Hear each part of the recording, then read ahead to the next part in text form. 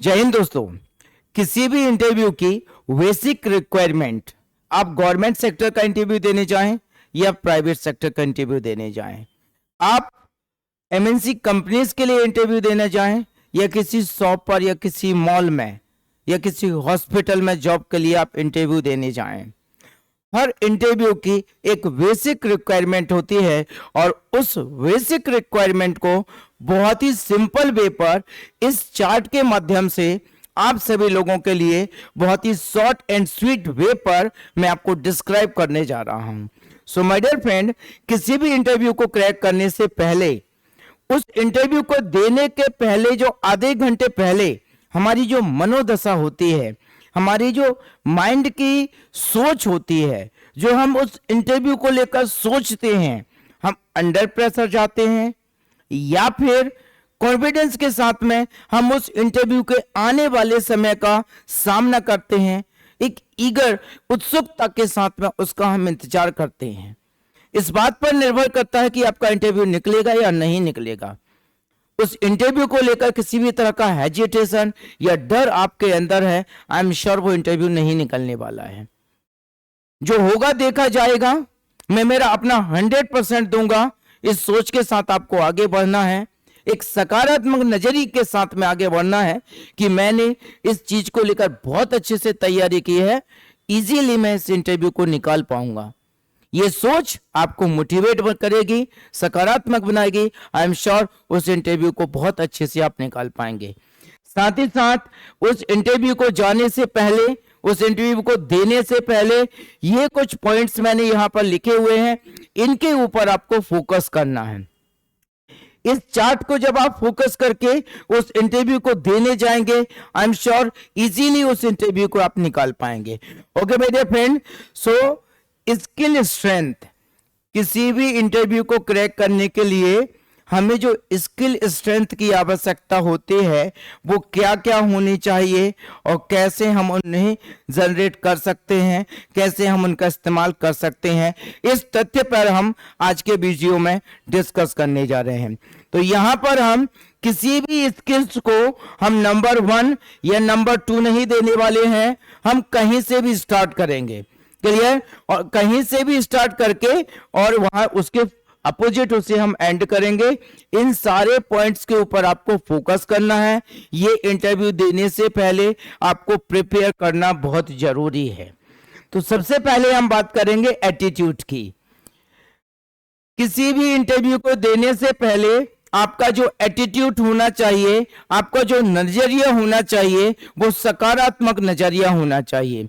मतलब वहां पर आपको आपके अंदर की कमियों को काउंट नहीं करना है, हमारे अंदर की अच्छाइयों को काउंट करना है कि मेरा बहुत अच्छे तरीके से यहाँ पर प्रिपरेशन है, तैयारी है, श्योरली मुझे यहाँ पर सिलेक्ट किया जाएगा।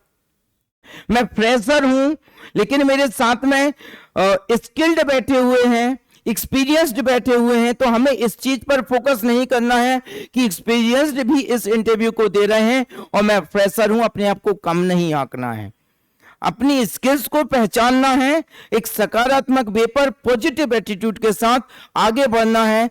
निश्चित ही हमने कई इंटरव्यू देख चुके हैं जहां पर एक्सपीरियंस्ड को इग्नोर किया जाता है और जो फ्रेशर होते हैं उनके एटीट्यूड की वजह से, उनके नजरिए की वजह से उन्हें जॉब दी जाती है।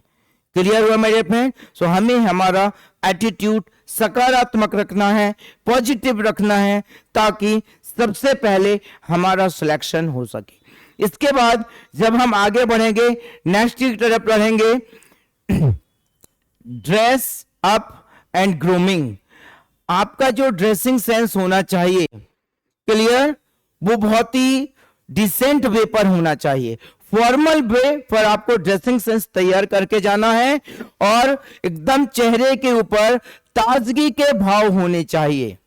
आपका ड्रेसिंग सेंस एकदम भड़कीला नहीं होना चाहिए, एकदम डिसेंट होना चाहिए।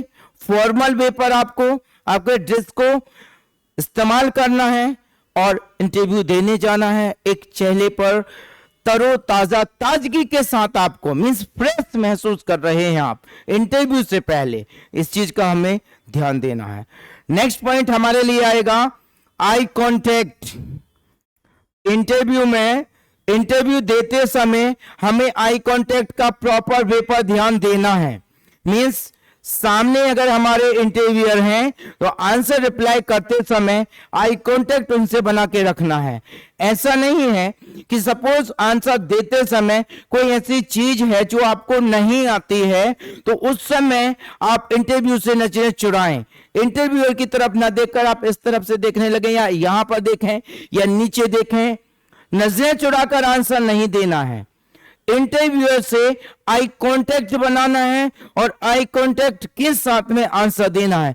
सपोज ड्यूरिंग इंटरव्यू कुछ ऐसे क्वेश्चंस आ जाते हैं जिनका आंसर हमें नहीं पता है।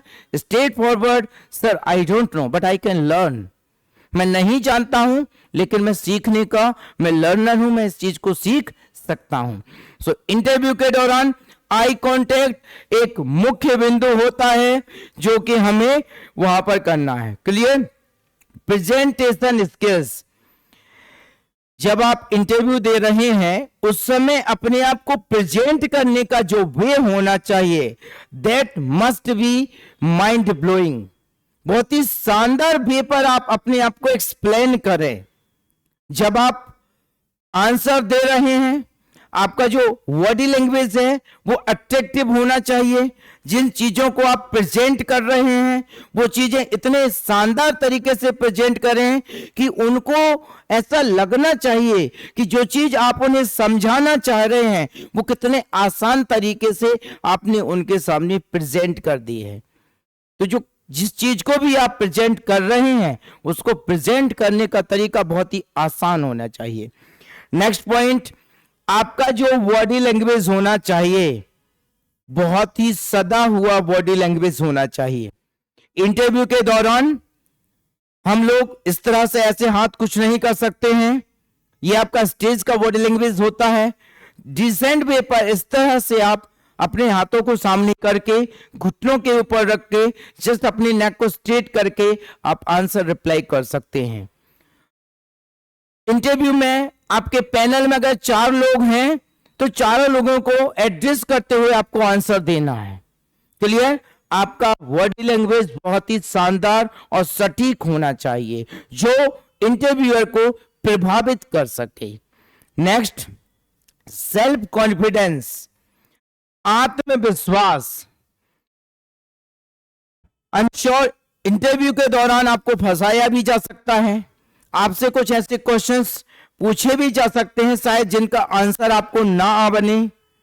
तो आपका जो आत्मविश्वास होना चाहिए, आपका जो सेल्फ कॉन्फिडेंस होना चाहिए वो इतना प्यारा होना चाहिए, इतना शानदार होना चाहिए कि कुछ चीजें अगर आप कमजोर भी पड़े तो आत्मविश्वास इतना अच्छा हो कि उन्हें लगे कि ये मैनेज कर सकता है, इसके अंदर मैनेज करने की क्षमता है, ये मैनेजेबल है, चीजों को मैनेज कर लेता है ये। तो ये चीज हमें सेल्फ कॉन्फिडेंस के साथ में वहां पे प्रेजेंट करना है कि आपके अंदर एक सेल्फ कॉन्फिडेंस है, एक आत्मविश्वास है जो बिगड़ी हुई चीजों को या अव्यवस्थित चीजों को भी मैनेज कर लेता है। किसी भी चीज को आगे बढ़ाने में, सफलता दिलाने में इसका आत्मविश्वास हमारी कंपनी के लिए मददगार साबित हो सकता है। ये आपके आत्मविश्वास से उनके अंदर एक फीलिंग्स आनी चाहिए। सेल्फ कॉन्फिडेंस बहुत अच्छे लेवल का होना चाहिए। Next, fluency. जिस भाषा में भी आप आंसर रिप्लाई करें, इंग्लिश हो या हिंदी हो, जो भी भाषा है हर भाषा में फ्लुएंसी के साथ में आप आंसर दें। ऐसा नहीं है कि हिंदी में भी बोलते समय आप रुक रुक कर आंसर दे रहे हैं या इंग्लिश में बोलते समय एरर्स आ रहे हैं जैसे कि I want to go there या I have this one thing. No, हम अगर हिंदी हो या इंग्लिश हो एक फ्लुएंसी के साथ में हमें रिप्लाई करना है। हिंदी में भी आंसर देते समय बार बार नहीं रुकना है, जब तक हमारा आंसर क्लियर नहीं हो जाता है बीच में हमें रुकना नहीं है। सेम इंग्लिश में भी हमें यही करना है कि जब हमारा आंसर स्टार्ट होता है तो बीच में रुकने की आवश्यकता नहीं है। हमें फ्लुएंसी को मेंटेन करना है, धारा प्रवाह वे पर आंसर करना है। Next, voice tone means voice modulation. Clear, answer देते समय अप्स एंड डाउन्स का ध्यान रखना है।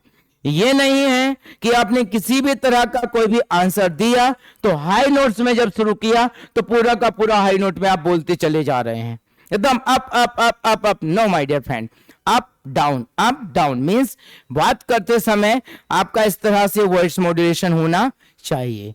जैसे कि या I want to go there, I can go there.